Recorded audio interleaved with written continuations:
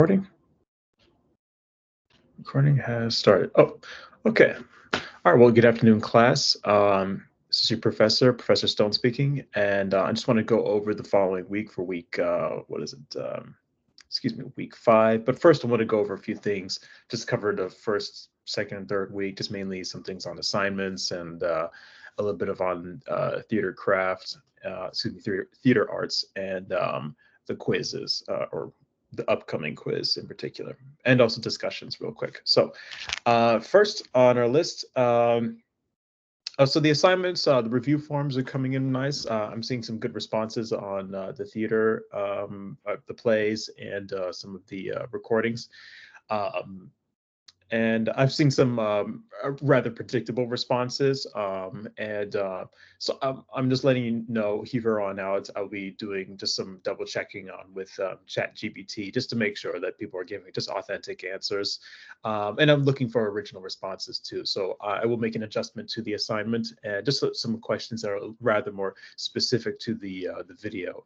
So that you can just see some key moments in the play. And I really want you to watch it and enjoy it too, but enjoy it for what it is, a play, and not so much a video. I understand that some of the videos maybe are low quality though, but I just wanted to give you, I think that works because in a real life theater situation, you may not have like say front row seats. So if you were say in a balcony seat, you wouldn't see the like perfect, um, high def acting expressions. It would be maybe just a little obscured from just your distance of, or even the positioning in the audience. So, but I want you to just kind of appreciate the overall scenery of the play. Um, Forms in future will be adjusted. Yes.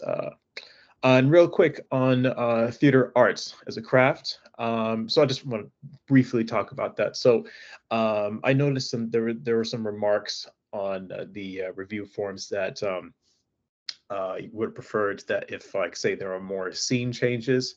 And I know that like large productions and like say Broadway theater, they have like a lot of scene changes. Even like the set itself will change. But I just wanted to reiterate, especially with the classical theater, Greek and Roman, and even still theater today.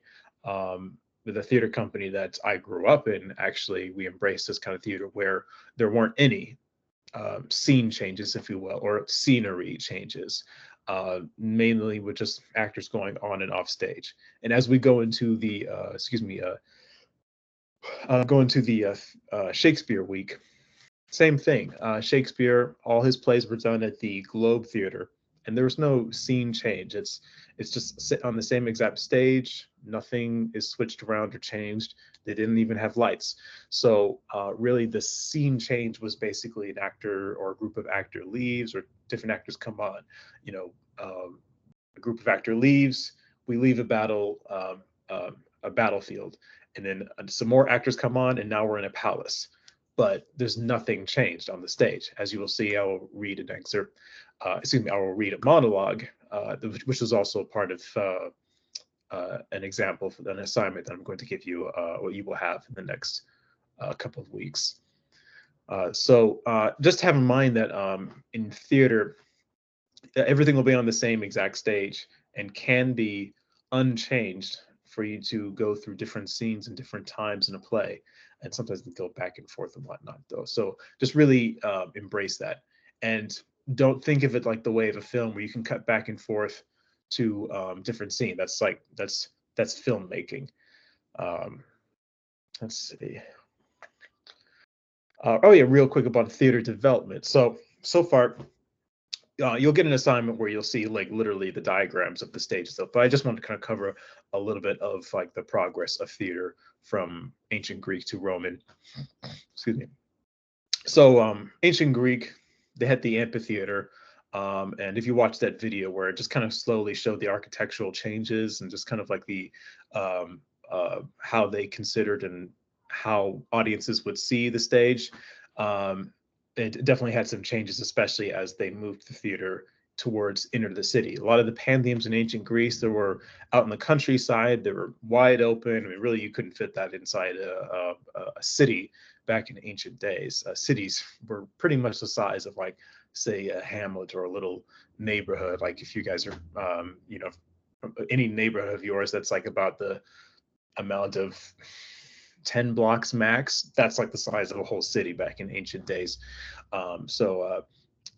Really pantheon, if that was in a neighborhood, that would take up like almost like half of it.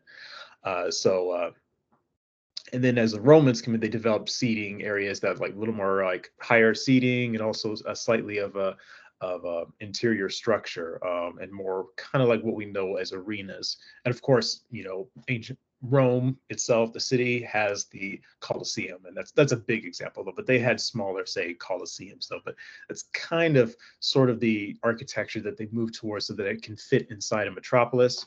And really, I do like I appreciate the discussion comments too, where we were talking about how the Roman theater in some ways was in competition with, well, the gladiator scene, and whether or not people wanted to see just good old acting and drama unfolding and comedy versus real life spilling of guts and Christians being slaughtered by lions and gladiators.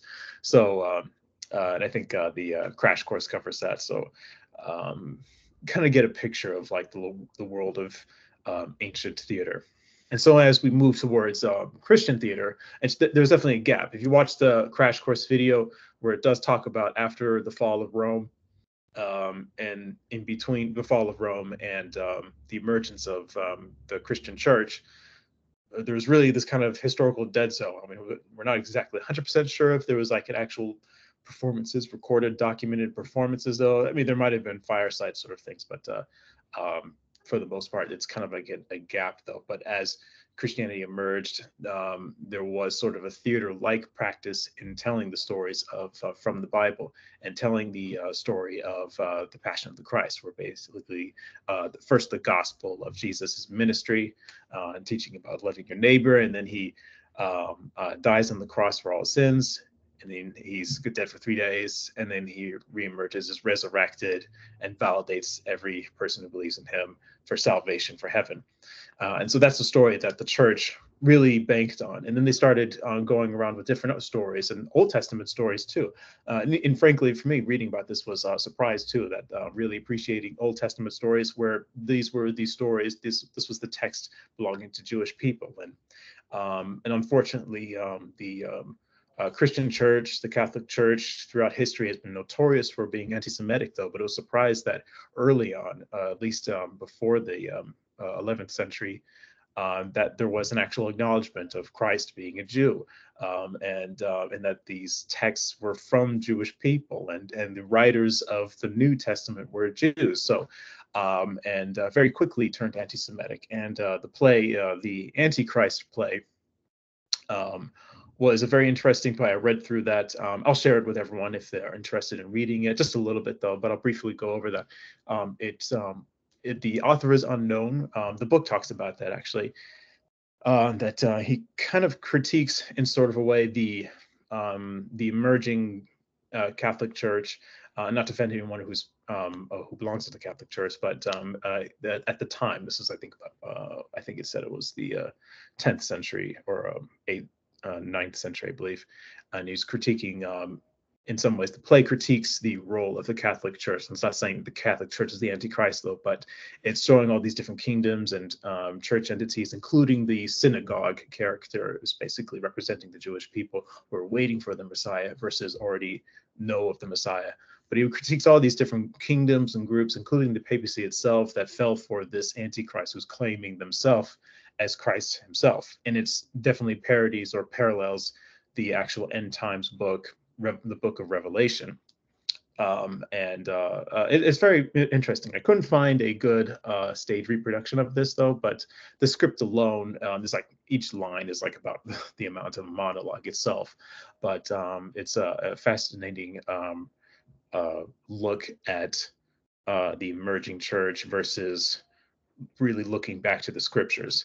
And the heroes at the end of the Antichrist play are actually two Old Testament Jewish characters. It's Enoch and Elijah, who, for that reason, the I guess connection between those two characters, those are the only two people in the Bible, in the Old Testament, who never died and were taken directly to heaven. Enoch did not die. In the Bible, in scriptures, it says that he just was with the Lord. And that's how he departed from this earth. He didn't die and then go to heaven. He was literally taken up. And if you know the story of Elijah, he was taken up by a chariot of fire to heaven, straight to heaven. He didn't even die at all because they were right in the eyes of the Lord. So that was just an interesting part of the Antichrist play in the scenery of Christian theater. And then if you got a chance to watch the clip from the film The Reckoning, that was a great example of just kind of showing what outside of the productions that's the church itself commissioned with inside churches. The Reckoning is actually a great example of showing how theater was done in those medieval days where they were basically just a band of actors who were just going around and telling stories. And usually, most of the time, if not all the time, they were commissioned to tell stories from the Bible. So it would be Adam and Eve, it would be Moses, and the opening of the Red Sea and freeing the Jews from enslavement from Egypt. Stories like Noah's Ark, and those are a lot of favorites. And then, of course, King David and David and Goliath. And then, of course, Jesus Christ, the gospel, death and resurrection. Those are the key stories that were told. And of course, the nativity story for Christmas time, or nativity / Advent. Okay, so moving on. Okay, real quick, quiz. Here's the quiz portion. So I'm just going to name some things that the quiz is going to cover. It's not very long. It's only a few questions, and some of them are multiple answers or true or false. So it's not super hard, though, but you can have your notes on you, and there's a time limit, and there will be extended time limits for those who need extra time. And I think that people have already named who they have based on the I forget the name, DRC, I don't remember. But I have your form, so I know who to extend the amount of time. But the topics that'll be covered in that is Roman entertainment, if you will, development of the Roman development of theater and stage, themes in Pseudolus, the play Pseudolus by Plautus. Let's see, Christians and the old performers, if you will, Christians versus mimes. So just kind of keep that in mind. That pops up a few times in the crash course videos. And then the Aberamagau passion play. So just kind of those things will be topics in the quiz. So pay attention to the reading and the videos if you haven't watched and read those already. Okay, discussion responses. So real quick, I've had great responses actually too, and I don't know if you noticed, some of you I did respond off of yours, and I couldn't respond all of them because like everybody had pretty much had a lot of good things to say. So I think we're at a level now where I would like everyone else to start making their own prompts. So how it'll go is, let's say I want you to respond off of each other. So I will make a prompt, and basically the first person I will choose randomly who will respond off of my prompt, and then the following person, the person who responds after my prompt, answer the question or answer or respond to the prompt, and then make your own question so that the next person can basically fall off of that. And I just want to see how the conversation develops, but still stay within the realm of theater, obviously, in the topic. And you can always go back to the original prompt or bounce around or whatnot, though. But let's just keep the conversation going. And I want to see there's like a little line that connects and shows that you reply. So when you see the responses, you can hit the reply just below that, and it'll continue the conversation from there. Ask me a question if it doesn't show. I know that sometimes it's a little weird or glitchy and whatnot. Let's see. Yeah. Pardon me. And my reason for that is I understand that not everyone is an arts or theaters major, though, but there's a lot of stuff in history that comes out of this too, and just it's good to balance humanities, history, and arts into your life or work, whether you're a practitioner, a professional, or a laborer. It's good to just balance your professional life with some arts and humanities and history. Okay. Week 5, so upcoming week. going to cover a few things though, and I'm also going to give you an example of the monologue assignment. So I recommend, this is only recommended, it's not necessary though, but as we move into Shakespeare week, it's good to have sort of like a visual reference of the times and just kind of what Shakespearean world and Shakespearean life was like. The reading in Brown is going to cover sort of that world and the other theaters and writers of the time. And actually, I recommend watching the film that came out in 1998 called Shakespeare in Love.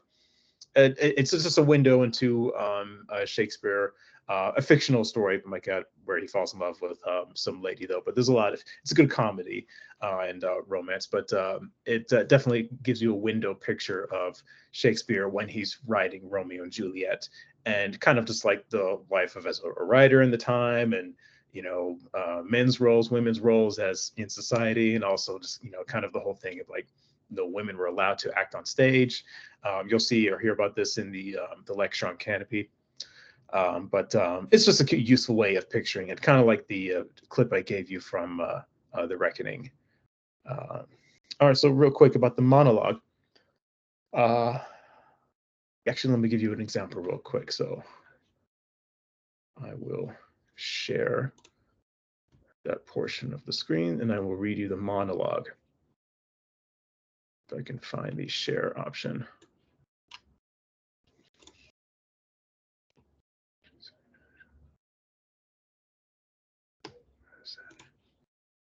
Oh, there it is.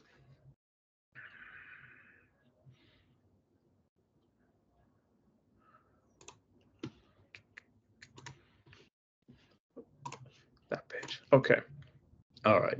Now you see what I see. Yep. Okay. All right. So the monologue assignment, you'll see this in week 5, where basically it's a recital and a translation. Both of them are going to be basically addressed to the screen. The first one, the recital, you don't have to memorize it. You don't have to memorize this monologue, but really this is to practice your speech and really appreciating how the Shakespearean way of reading the lines. Also, it's a great way of practicing diction and communication and whatnot too. So let me just give you an example of how I want this assignment to go. Okay. So you can state your name. Hi, my name is Kai Stone. I'm reciting the prologue, excuse me, in Henry V from chorus. This is the first line in the play. Okay. Oh, for a muse of fire that would ascend to the brightest heaven of invention, a kingdom for a stage, and princes to act, and monarchs to behold the swelling scene. Then should the warlike Harry, like himself, assume the port of Mars, and his heels, leashed in like hounds, should famine, sword, and fire crouch for employment. But pardon, gentles all, the flat unraised spirits that hath dared on this unworthy scaffold to bring forth so great an object. Can this cockpit hold the vasty fields of France? Or may we cram within the wooden of the very casks that did affright the air at Agincourt? Oh, pardon, since a crooked figure may attest in little place 1,000,000, and let us ciphers to this great account on your imaginary forces work. Suppose within the girdle of these walls are now confined to mighty monarchs, who high upreared and abutted fronts, the perilous narrow ocean parts asunder. Piece our imperfections with your thoughts, into 1,000 parts divide one man, and make imaginary puissance. Think when we talk of horses, that you see them printing their proud hoofs in the receiving earth, for 'tis your thoughts that now must deck our kings, carry them here and there, jumping over times, turning the accomplishments of many years into an hourglass. For the which supply, admit me, chorus, to this history, who prologue like your humble patience pray, gently to hear, kindly to judge our play. Thank you. So that's just kind of like just an example of how I want you to do the monologue. Now, notice I didn't just kind of read it like I was forced to read something. Oh, for me, it was a fire that would ascend the brightest heaven of invention. No, no, no. I want you to kind of read it. This is a practice of um, oration, and is very useful, actually, if you ever have to address like a speech or a group of people. As you guys advance in the workplace, God willing, you will, and you will have a head position, and you will have to address, more than one person in a room or something like that. And you need to kind of practice that sort of in-person leadership and speech. And just kind of, even if you stumble a little bit, notice that I did. You just go back and just reiterate, though. But you know, take a deep breath, and just be careful on the words. Keep a rhythm too. I strongly recommend, just even to yourself, that you pick a monologue of yours and you just kind of practice that, and it helps you develop a rhythm and pace of speech, especially since Shakespeare, it's the excuse me, iambic pentameter that gives you that kind of rhythm and pace and timing of speech, and it's a good practice for that, even when you're just going to do normal speech. So let me just go over this, since you're still watching or have it in front of us. So that first part, that's how I want you to do the first assignment. Read it and then just kind of develop an oration. There's 3 points that I want you to cover real quickly, but since I still have this up here, I'm going to do the second example the second part of the assignment, which is the translation of the monologue. So, because I want to see your understanding. This is why I'm giving this to you, because when you read the monologue itself, I wanted to hear some form of understanding, or at least an appreciation of the words and the rhythm, so that you can just let the words speak for itself, as you will hear in the lecture on Canopy. So let me just cover each portion as you see in front of us, and I'll just kind of like dictate and just kind of translate what's happening here. So, oh, for a muse of fire that would ascend the brightest heaven of invention, a kingdom for a stage, princes to act, and monarchs to behold the swelling scene. So basically, oh, for a muse of fire that would ascend the brightest heaven of invention. That's kind of referencing, if you know your Greek mythology, the Greek god Prometheus, who stole fire from heaven and gave it to humanity so that they have something that they can depend on themselves. And that he was imprisoned by Zeus for an eternity, though. But like, really, fire, that's kind of like the traditional sense of like the first invention, because it gives you access to fire. Now you can cook, now you can start heating metals, now you can burn wood and other things, so, and start developing the rest of in science. That's kind of like the first spark of invention, brightest heaven of invention. And a kingdom for a stage, and princes to act, and monarchs to behold the swelling scene. So really, it's kind of pulling back to the original state of storytelling, or storytelling that wasn't just by word, but by acting out. People would gather by a fire and tell stories. First people made fire, if you will. Theoretically, people made fire, and then the next thing they did next to that, after they ate their hunted, venison or whatever, they would tell stories by the fire. And so it's kind of what he's pulling back to here.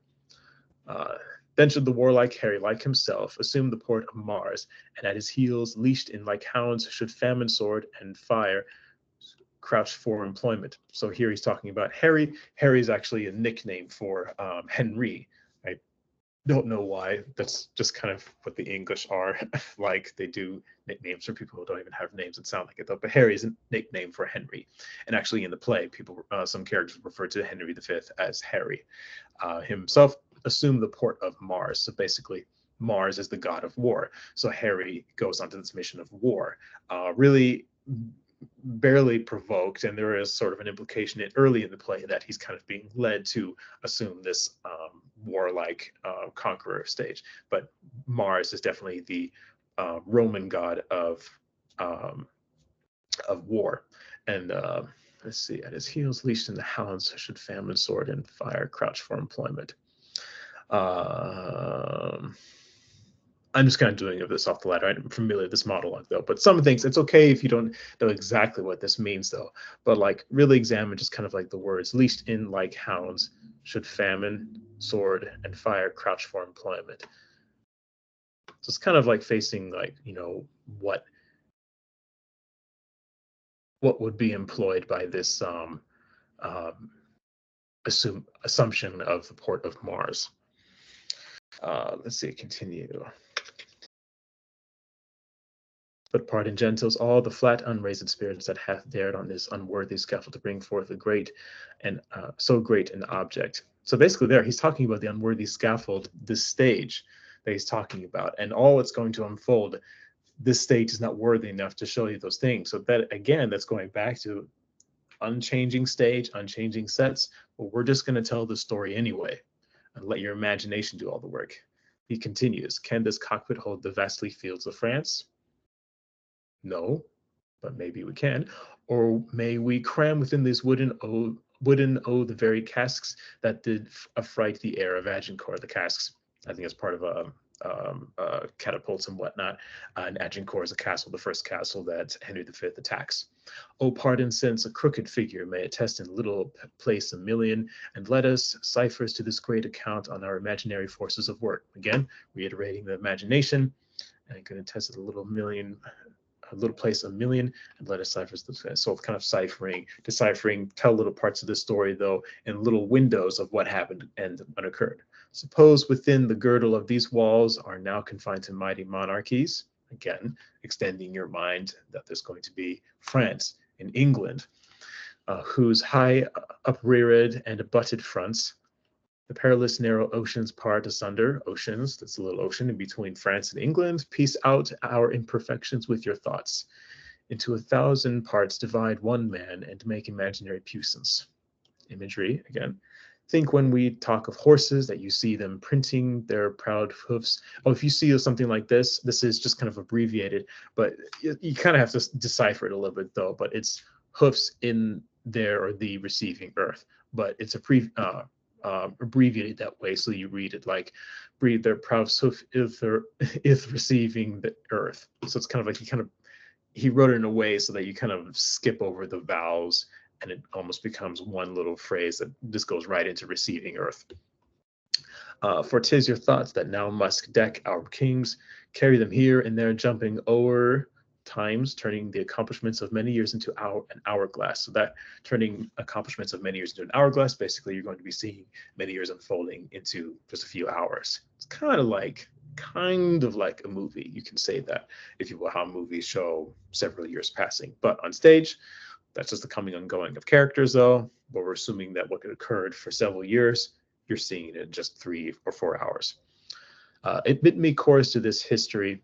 Oh, I skipped. For the which this apply. Admit me chorus to this history, who prologue like your humble patience pray, gently to hear, kindly to judge our play. So he's just finally asking here, not all you're going to be seeing this. I'm going to be here to guide you along this story, kind of like how I'm doing here in this prologue. I'm going to show up here and there in the middle of the play and at the end of the play, and just kind of help you along with what's going on and tell you about events that are not going to be acted in front of you, so they can help you think of how all these events are unfolding over a massive time within a few hours. So that's kind of like how I want you to translate the play. I'm familiar with this monologue, so I didn't need notes, but I would strongly encourage you to, let's see, if you have the monologue in front of you, make 2 columns on a document, copy and paste the words of Shakespeare on one side, and then on the other side, have your translation there. Now, it's okay if there's some things that you don't quite understand. I don't want you to just make up off the top of your head your own understanding. I want you to research what this might mean. Just some things like assume the port of Mars. If you're not familiar with who Mars is, you need to look that up. Or what on earth is Agincourt? Look that up. It's the first castle, it's the first castle and city that Henry V attacked. Or casks. What exactly is that? Within these wooden, the very casks that did affright the air. Casks, I believe, is a part of a catapult. I'm not 100% sure, but that would be something that you would research. And on it goes. I really don't want you to just go find a already translated version of your monologue.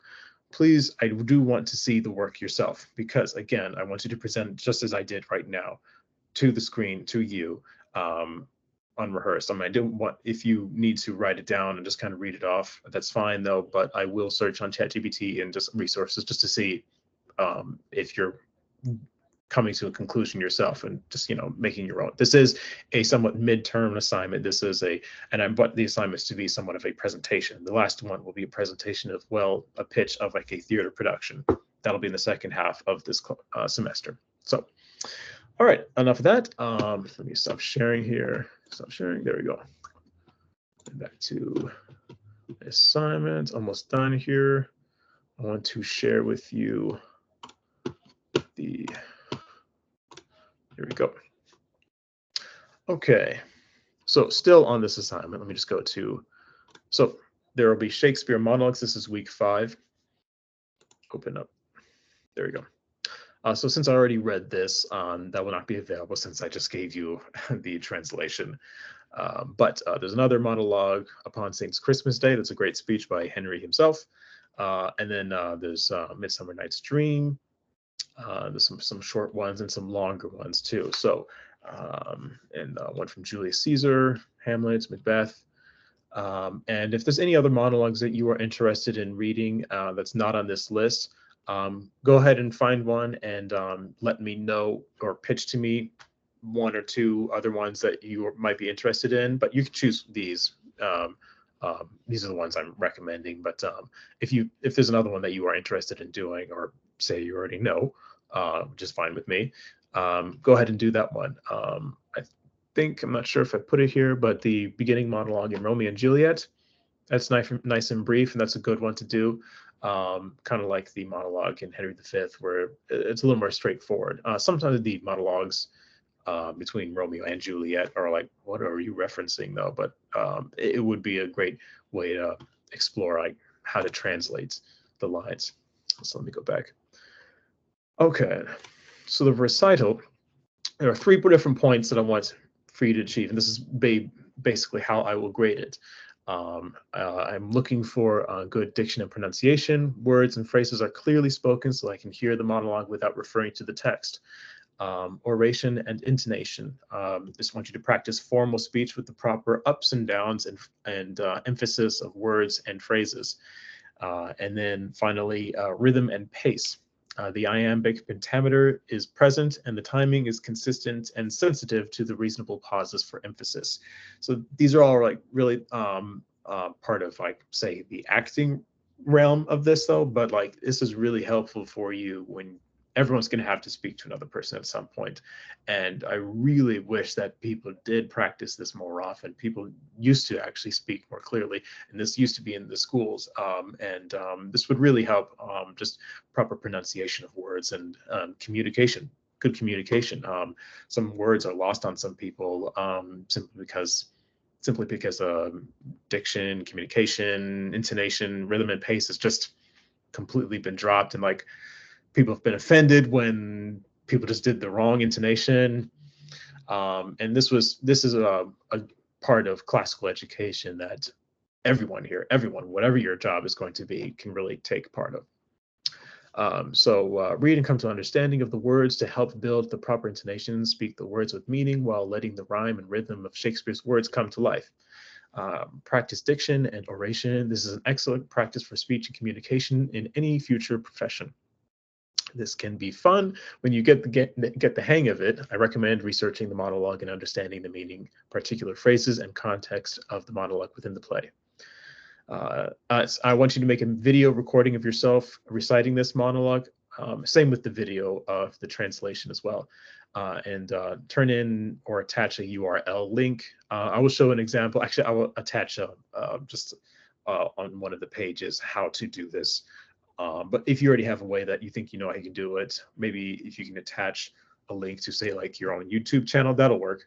But I do not want a TikTok column video.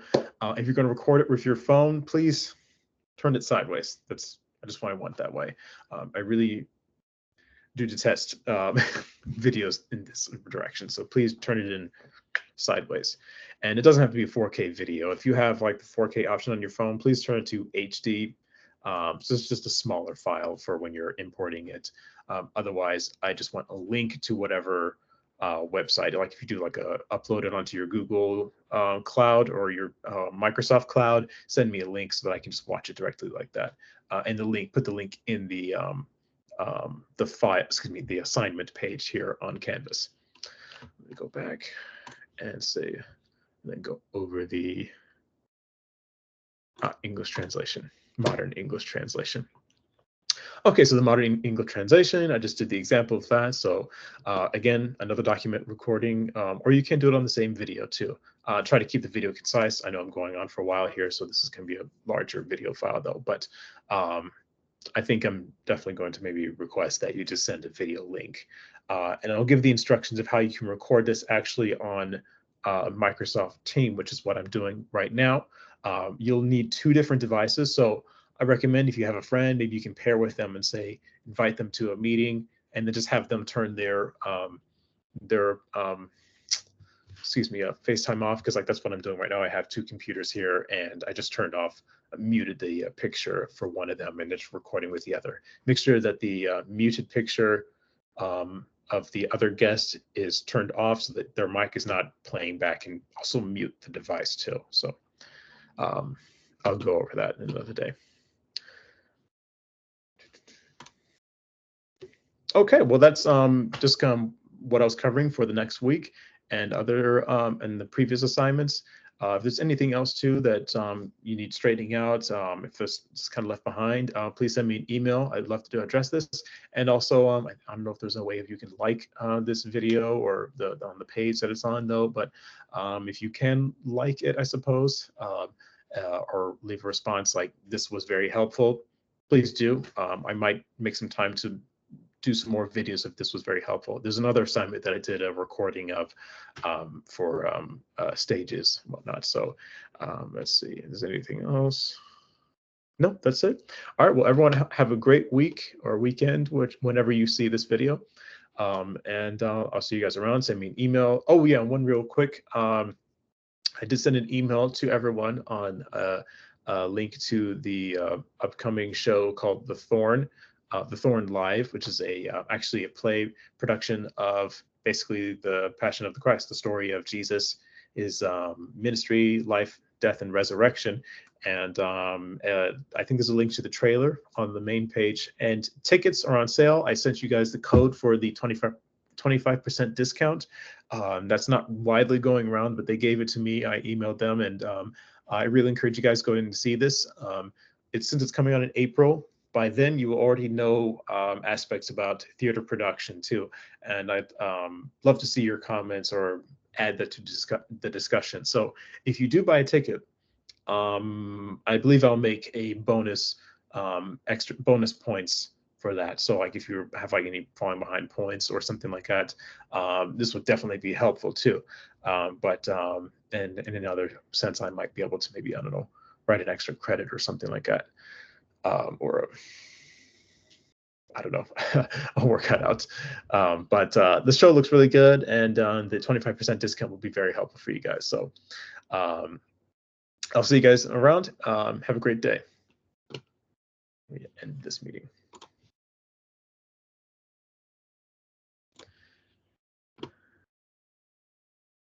Stand by. All right, everyone, have a great day.